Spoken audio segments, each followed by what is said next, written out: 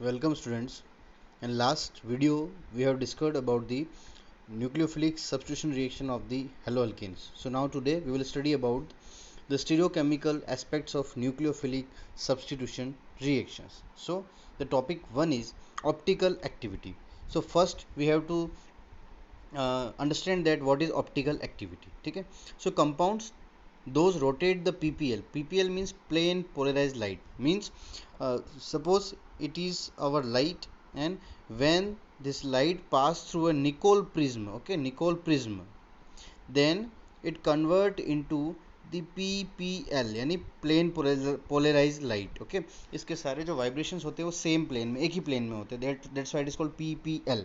Okay, so now when this ppl pass through the organic solvent, suppose ये आपका organic solvent है, pass through the organic solvent and this organic solvent, इसका vibration कैसा है, plane, SIM एक plane में है.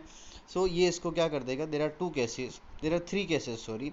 first thing, the same vibrations are again found, okay, and if these vibrations are convert into the left side, okay, this is rotation is called levorotatory rotation in the left side. Or suppose this organic solvent convert this rotation into the right side, so it is called D means dextrorotatory and L means levorotatory. Okay, so these kind of compound which can convert the plane polarized light and the rotation, which can convert the rotation of ppl into the either levo or in the dextrorotation, they are called optically active compound, and these phenomena is called optical activity. And those compound which cannot rotate the plane polarized light towards the levo rotation or the dextrorotation, जैसे कि as it is same ये मिल गया, they are called optically inactive compound. So it is the optical activity, and dextrorotation is denoted by plus and levo rotation is denoted by minus. Means अगर वो उसको direction right side में move कर देगा then उसको plus से show करेंगे, left side में मूव कर देगा देन उसको माइनस से शो करेंगे. Is it clear? Now the molecular asymmetry means suppose there is a carbon, okay, and there are different kind of four atoms are attached to it. You can see here there is a b x y. If the four atoms of the four different atoms are connected or bonded to the carbon, that type of carbon is called chiral carbon. If these two are same, that is not chiral. Okay, suppose ये भी A होता और ये भी ए हो जाता तो that time उसको हम कायरल नहीं बोलेंगे, and that is called chiral carbon and also called asymmetric carbon. Okay, asymmetric carbon. So now it is clear. So next thing, what is chirality? Chirality is what, when the object which are mirror image. कैसे होने चाहिए? Mirror image. Suppose ये इसका mirror image है और ये इसका mirror image है, so they are mirror image. First thing you can understand that which compound is chiral or not by the carbon. okay, by the carbon. इसको star लगाते हैं. सपोज यहाँ पर H अटैच्ड है, यहाँ पर सपोज CH3 अटैच्ड है, यहाँ पर सपोज C2H5 अटैच्ड है, यहाँ पर सपोज Cl अटैच्ड है, that time this is the chiral carbon. और सपोज यहाँ पर भी Cl होता, that time it is not chiral carbon because Cl are same. ठीक है, तो फर्स्ट थिंग तो ये हो गया. सेकंड क्या होगा, the object which are mirror image but not superimposable. Superimposable का मतलब क्या हो गया, सपोज ये आपका फर्स्ट है और ये आपका उसी का मिरर इमेज है, और मैं इसको क्या करूँगा, इसके ऊपर रख देता हूँ, तो आप चेक करो ये इसको पूरी तरह से कवर कर लेगा. Okay, so they are called superimposable. But suppose ये कोई ऐसा मॉलिक्यूल है इस टाइप का, और इसका मिरर इमेज कैसा बनेगा बेटा, ऐसा बनेगा. और when I put it on to it, okay, I put it on it, that time क्या होगा, दैट टाइम क्या होगा बेटा, ये जो है कैसे हो जाएगा, इस तरह से. सो now it is not super imposable, ये इसको पूरी तरह से कवर नहीं कर रहा है, तो that kind of molecule are called chiral. They are mirror image but they can't be superimposed. Okay, so the substances and the opposite of this is the substances which are mirror image, okay, but superimposable on each other are called achiral. okay, so यहाँ पर हम check कर सकते हैं, ये आपका A molecule है, इसका रोटेशन किया तो B मिरर इमेज, और इसको हमने 180 डिग्री पे मूव कर दिया तो क्या मिल गया हमको, C मिल गया. तो C is obtained by rotating is it by 180 degree. okay, rotating B by 180 degree and C is superimposable on its mirror image A. आप चेक करो, आप C को A के ऊपर रख सकते हो, okay.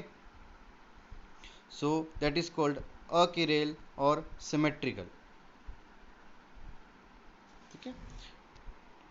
So now the next one is enantiomers. What are the enantiomers?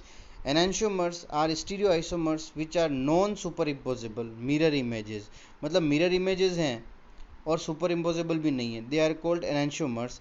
Enantiomers possess identical physical properties और melting point, boiling point, solubility, but they differ with respect to the rotation. Okay, suppose आपके पास ये that is the first molecule P and that is the second, they are mirror image but they are not superimposable, तो हम इसको chiral बोल सकते हैं, okay. but enantiomers are non superimposable mirror image. तो सही हो गया ना, okay. ये P है हमारा, that is the P and that is the Q, okay. So they are mirror image but they are not superimposable, okay.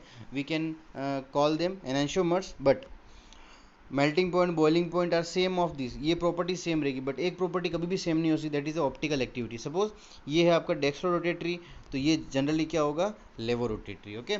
सो ये अगर लेवो रोटेटरी हुआ तो दैट टाइम ये डेक्स्ट्रो रोटेटरी होगा, मीन्स ऑप्टिकल एक्टिविटी सेम नहीं होगी, they are called enantiomers, okay.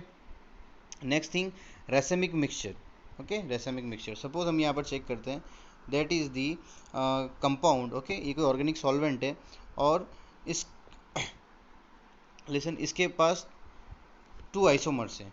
Suppose ये आपका फर्स्ट वाला आइसोमर है और ये वाला बेटा आपका हो गया सेकंड वाला आइसोमर, ठीक है. सपोज ये जो है डेक्स्ट्रो रोटेटरी है और ये जो है बेटा लेवो रोटेटरी है, ठीक है ना, डेक्स्ट्रो एंड दी लेवो. तो हम क्या करें, इन दोनों को मिक्स कर देते हैं, चेक इट क्या होगा. सपोज ये आपके पास डेक्स्ट्रो है और ये आपके पास लेवो है, दोनों को हमने मिक्स कर दिया, तो ये इस साइड डायरेक्शन कर रहा था और ये इस साइड मूव कर रहा था, ओके. सो दैट टाइम क्या होगा, रिजल्टेंट क्या निकलेगा हमारे पास, रिजल्टेंट निकलेगा कोई डायरेक्शन नहीं चेंज हो रहा है, means the rotation is zero. So that type of mixture is called racemic mixture and this phenomena, this property is called racemization, okay. Next, the racemic mixture is a mixture containing two enantiomers in equal proportion 50-50, okay. will have zero optical rotation. Zero क्यों, मैंने समझा दिया, एक right में rotate करेगा दूसरा left में rotate करेगा, तो अल्टीमेटली जीरो ही होना rotation.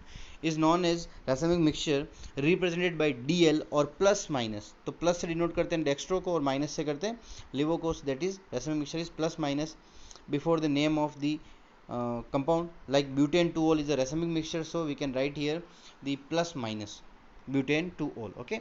Now the process of conversion of enantiomer into a racemic mixture is known as the racemization. और enantiomers क्या होते हैं, they are mirror image but not superimposable. Next is meso compound are what, the compounds containing 2 or more chirality center.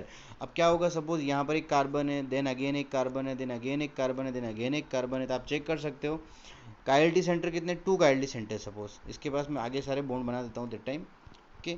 यहाँ पर ये भी chirality centre हो गया, ये भी कायरलिटी सेंटर, मतलब इसके यहाँ जो कंपाउंड अटैच है, ये यहाँ पर हाइड्रोजन हो गया, सपोज यहाँ पर CH3 हो गया, यहाँ पर कार्बन हो गया, ऊपर भी कार्बन है, इसके नीचे सपोज यहाँ पर दूसरा पूरा ग्रुप है ना ये. सो ये भी क्या हो गया, कायरल कार्बन और ये भी कायरल कार्बन. बट क्या होता है, इसमें कोई ना कोई सिमेट्रिकल प्लेन प्रेजेंट होता है. सो दैट टाइम जब उसका किसी प्लेन से कट करोगे तो सिमेट्रिकल स्ट्रक्चर्स मिल जाएंगे आपको. तो द कंपाउंड्स कंटेनिंग 2 और more chirality centre but possessing a chiral molecular structure because of having plane of symmetry. उसके पास कोई ना कोई प्लेन ऑफ सिमेट्री होगा, वहाँ से हम कट करेंगे तो दो जो हमें पार्ट्स मिलेंगे वो सिमिलर होंगे. So that's why these are called meso compounds और दे आर ऑप्टिकली इनएक्टिव, ठीक है. उनके पास कायरल कार्बन प्रेजेंट है, फिर भी वो क्या है, optically inactive due to this symmetrical plane, because वो सिमेट्रिकल है, वो असिमेट्रिक नहीं है. Next thing is retention. Retention means if in optically active compound, मैं सिंपल सा बताता हूँ आपको, एग्जांपल लेते हैं यहाँ पर, हम दोनों ही समझ लेंगे रिटेंशन और inversion. Suppose you have a molecule which has a chiral carbon because there is C2H5, there is X, there is H, okay, and there is CH3. So it is a chiral carbon and a chiral molecule, means optically active compound. So when we react it with Y से reaction करवाते हैं और suppose हमें ये structure मिलता है. So what is the difference between them, there is no difference because यहाँ पर X था और इसी जगह पर कौन ऐड हो गया, Y ऐड हो गया, और जो कॉन्फ़िगरेशन है बॉन्ड्स का वो सिमिलर है. तो दैट टाइम इसको हम बोलेंगे retention, okay. But when Y attack और y react with that and the orientation of the bond or the configuration of the bond will be change. कैसे? जस्ट अपोजिट हो जाएगा. आप चेक करो यहाँ पर कौन है, -y + x. सपोज हमने x से रिएक्शन करवाया तो यहाँ पर ऑलरेडी x प्रेजेंट था. ओके, यहाँ पर x प्रेजेंट था, बट चेक करेंगे हम. लिसन, यहाँ पर चेक करते हैं. ये ऑलरेडी यहाँ पर कौन प्रेजेंट है? x प्रेजेंट है, तो x का y ऐड हो गया, but y as it is यहाँ पर ऐड नहीं हुआ. दैट इज ये इन्वर्ट हो गया, इधर इस साइड मूव कर गया. So it is called the inversion. Configuration change हो गया, अपोजिट हो गया. But when we mix this two kind of mixture, these are the enantiomers, और हम उनको क्या कर देते हैं? मिक्स कर. आप चेक कर सकते हो, ये इसका इनैंशियोमर क्या है? मिरर इमेज है. ओके, और मिक्स करेंगे तो यहाँ पर हमें मिलेगा DL प्लस माइनस यानी कि रेसिमिक मिक्सचर, और इसका रोटेशन क्या रहेगा बेटा? 0. ठीक है, सबको समझ आ रहा है ना? Next is the relative configuration of atoms around a stereo centre in the product is opposite to that in the reactant. The reaction is said to propose with inversion of configuration. Means product में जो आपके पास configuration है उसका opposite आपको, sorry, the reactant का opposite मिल जाएगा कॉन्फ़िगरेशन प्रोडक्ट में. That time it is called retention of configuration. Okay, now the stereochemistry of SN2 reaction. So already मैं आपको लास्ट क्लास में दोनों ही चीज़ें एक्सप्लेन कर चुका हूँ. You can go through it. Okay, now the next one is reaction with metals of the RX. तो जब भी RX मेटल से रिएक्शन करता है तो व्हाट विल हैपन? तो firstly RX react with Mg, तो that will form RMgX. Okay, RMgX is called Grignard reagent. Okay, Grignard reagent. ठीक है, और इसका कोई रिएक्शन हम चेक कर लेते हैं. सपोज यहाँ पर CH3Cl है, Mg से रिएक्शन करा रहे हैं in the dry ether, presence of dry ether. तो वी नो दैट CH3Cl में Cl is negative charge and CH3 is plus charge. so then what happens? So that time you can see Mg attack on the Cl, और Cl को क्या करेगा? Minus पर ये add हो जाएगा. That time CH3 Mg और Cl का फॉर्मेशन होगा. That is a polar covalent bond. ये बॉन्ड कैसा हो जाएगा? Polar covalent bond. और Mg मेटल है, सो प्लस चार्ज एक्वायर करेगा, और CH3 भी क्या रहेगा? Negative. That is called methyl magnesium chloride which is called Grignard reagent. Now Grignard reagent की कौन कौन सी रिएक्शंस हो सकती हैं? You can see here CH3 MgCl. Okay, that can react with the H2O, that the alcohol, ammonia and the R2NH. okay, any source of proton यानी कि any source of H plus उसके साथ ही reaction करता है. और CH3 और H मिलकर always क्या बना लेंगे? CH4. और Mg जिसके साथ अटैच हो जाएगा that is the Mg. Suppose H2O से OH आएगा, अल्कोहल से OR आएगा, यहाँ से NH2 मिल जाएगा, और यहाँ से क्या मिल जाएगा? NHR मिल जाएगा. So that will be the product. So ये इसका रिएक्शन है. This is the best way to convert alkyl halide into the alkane. Okay, ये याद रखना हमको. which is the best method? That is the reaction with Grignard reagent. Now the Woods reaction. तो बहुत easy है Woods reaction. Woods reaction होगी बेटा reaction with metal में, metal के part है that this reaction with sodium. तो suppose we have RX and we are taking 2 RX. ठीक है, प्लस हम रिएक्शन कराएंगे Na और Na से in the presence of dry ether. Again क्या हो जाएगा यहाँ पर? dry ether.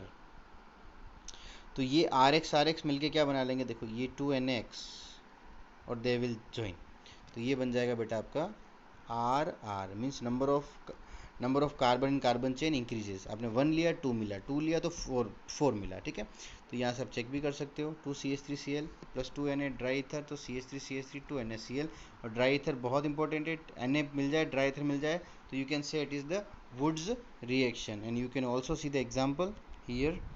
Woods reaction is used for double the number of carbon atom in product. तो ये भी क्वेश्चन इंपॉर्टेंट है. Next thing is and very very important reaction beta elimination reaction और एलिमिनेशन रिएक्शन और डिहाइड्रोहेलोजिनेशन रिएक्शन. डी मीन्स वहाँ से release होगा कौन? Hydrogen and halogen. So means इसमें HX रिलीज करना है हमको. Okay, so what is the elimination and what is the beta elimination? Okay, let me explain. Suppose there is a compound CH3CH2Cl. okay, what is CH3CH2Cl? तो Cl जिस carbon से attached है बेटा that is called alpha carbon, and उसके just पास वाला carbon होगा beta carbon. सो इस case में क्या होगा? अल्फा कार्बन से X एटम रिमूव होगा और बीटा कार्बन से हाइड्रोजन रिमूव होगा. दैट इज कॉल्ड, यहाँ पर H भी रिमूव हो रहा है और X भी रिमूव हो रहा है. It is called dehydrohalogenation reaction. क्या होता है एक्चुअल में? When we use alcoholic KOH, it is very important, इसी के प्रेजेंस में होगा. When we use alcoholic KOH that will be a Cl and the H will be remove. तो यहाँ पर HCl नहीं बनेगा, आपको याद रखना है. अल्कोहलिक KOH में जो K है और OH है दैट इज, तो यहाँ पर आपको चेक करना है.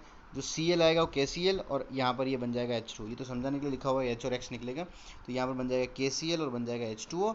Okay, now what will happen with the carbon chain? Carbon chain का सिंगल बॉन्ड इसका ब्रेक हो गया, सिंगल बॉन्ड इसका ब्रेक हो गया, दैट मीन्स यहाँ पर एक डबल बॉन्ड की रिक्वायरमेंट है, तो it will be alkene. Also it is very important reaction to convert the RH into the alkene, okay, that is called beta elimination। तो सिमेट्रिकल में कोई इशू नहीं रहेगा, सिमेट्रिकल में कोई इशू नहीं रहेगा, but when there is a KOH और there is a alpha carbon, there is a beta carbon and again there is a beta carbon, तो इस केस में आपको डबल बॉन्ड यहाँ बनेगा, यहाँ बनेगा, ये कंफ्यूज हो जाएगा। ओके, सो यहाँ पर सेटजेव ने एक रूल दिया है, सेटजेव रूल, वो क्या है हम पढ़ते हैं।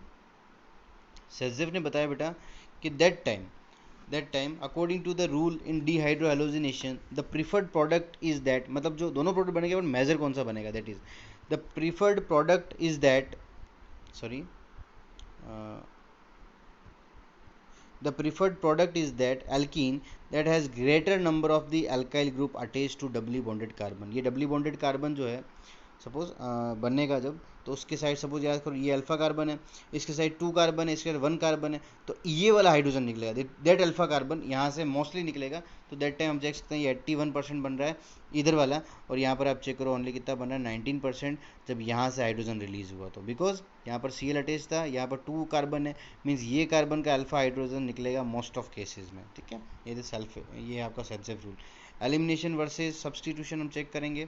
तो when alkyl halide having beta hydrogen, beta hydrogen मतलब क्या हो गया, अल्फा के पास वाला बीटा, तो it can undergoes to competitive reaction. तो एलिमिनेशन या सब्सटीट्यूशन होगा, ये डिपेंड करेगा किस पे, nature of the alkyl halide, वो 1 डिग्री है, 2 डिग्री है, 3 डिग्री है, strength of and size of base है ना, स्मॉल है या बिग है साइज में, और रिएक्शन कंडीशंस क्या हैं। ठीक है, तो हम चेक करते हैं यहाँ से, reaction with 2 degree alkyl halide अगर होता है, तो सपोज एक बल्कि ग्रुप आकर के अटैक कर रहा है, यहाँ पर एक बेस अटैक कर रहा है, तो दैट टाइम ये जो अटैक है इस कार्बन पे और इस Br का निकलना बहुत टफ है, तो दैट टाइम ये कैसे रिएक्ट करेगा, ये रिएक्ट करेगा इस H को निकालने के लिए, एज अ बेस ये रिएक्ट करेगा और यहाँ से H निकाल देगा, इसको बोलते हैं एलिमिनेशन। सब्स्टिट्यूशन नहीं हो रहा है, यहाँ पे एलिमिनेशन हो रहा है, तो दैट टाइम यहाँ पर बन जाएगा बेटा डबल बॉन्ड, तो दैट इज एल्कीन।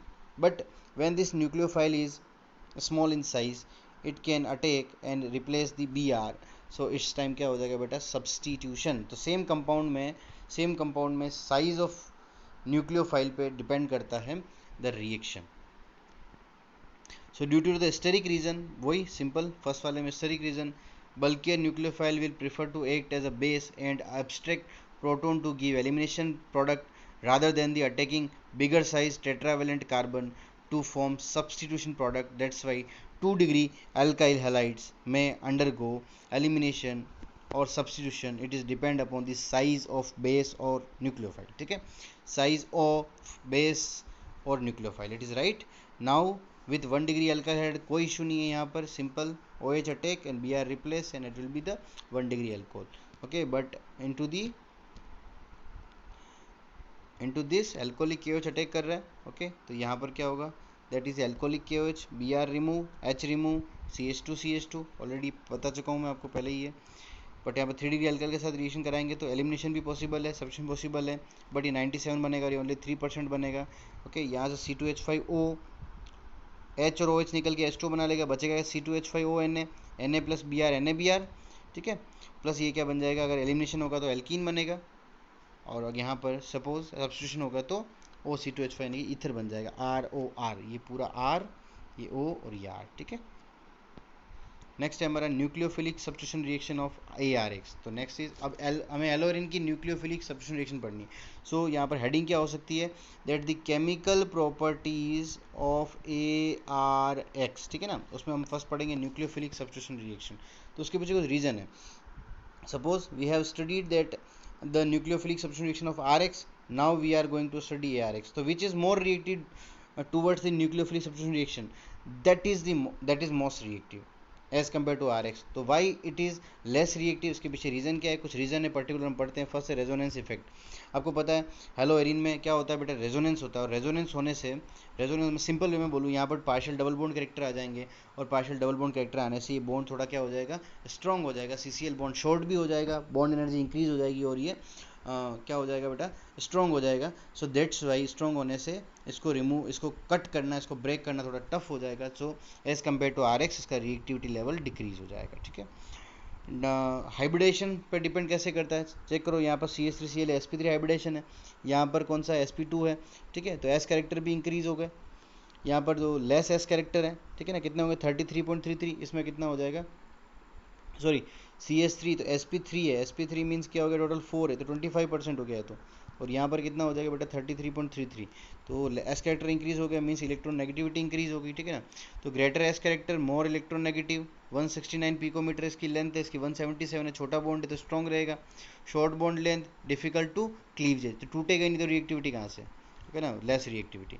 तो that time instability of the phenyl cation, suppose आपको पता है इस केस में CH3+ और Cl- बनता है, मिथाइल कैटायन है, ये स्टेबल है, बट क्या होगा, सपोज इस केस में ये टूटा तो यहाँ पर ये फिनाइल कैटायन बन गया, और फिनाइल कैटायन में क्या रहेगा, ये डीलोकलाइजेशन होता रहेगा इसका ना, डीलोकलाइजेशन, ये डीलोकलाइजेशन यहाँ से यहाँ, फिर यहाँ से यहाँ, ऐसे घूमता रहेगा, सो दैट मीन्स ये स्टेबल नहीं है, तो न्यूक्लियोफाइल इस पर ईजिली अटैक नहीं कर सकता।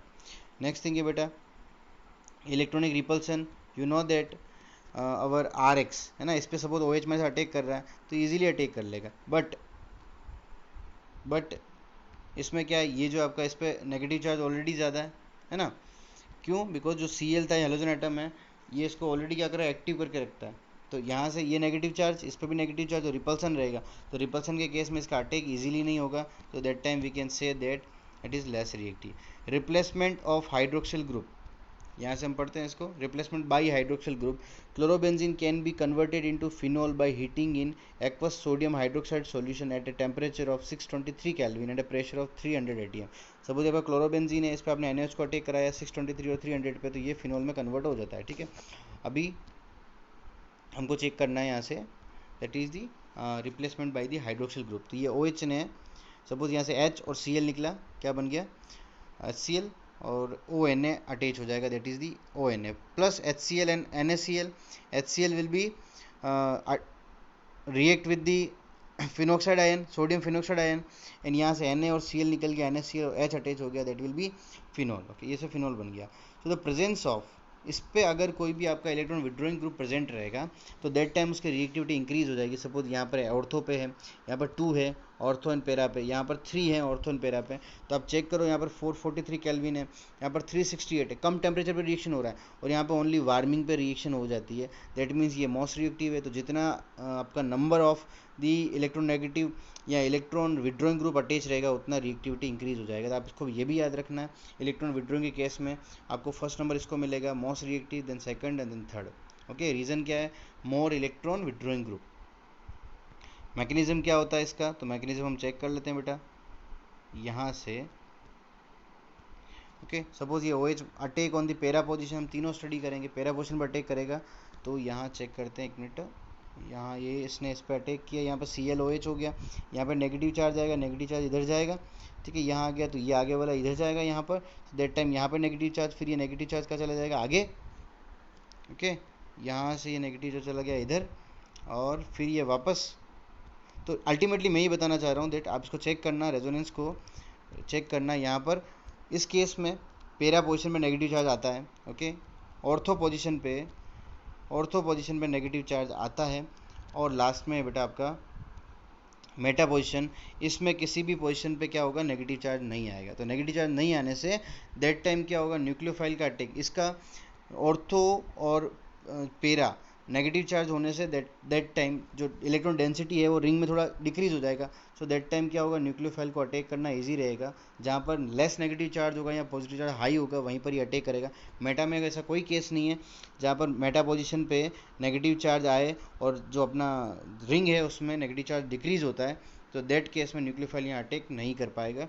सो दैट्स वाई मेटा की reactivity as compare to ortho and para कम होती है। उसका एक और एक्सप्लेनेशन बुक में भी गिवन है, मैं आपको यहाँ पर शेयर करने वाला हूँ दैट टाइम, ओके। और ये स्ट्रक्चर्स आप देखोगे तो किसी में मेटा पोजीशन पे नेगेटिव चार्ज नहीं है, ओके। और जो भी नेगेटिव चार्ज आएगा बाय द सब्स्टिट्यूशन उसको NO2 जो है ना स्टेबलाइज कर देता है, तो जिस रीज़न से क्या होगा, ऑर्थो पे और पैरा पे अटैक पॉसिबल है। सो दैट्स वाई ऑर्थो और पैरा आपके पास जो प्रोडक्ट है वो मिलते हैं, ओके।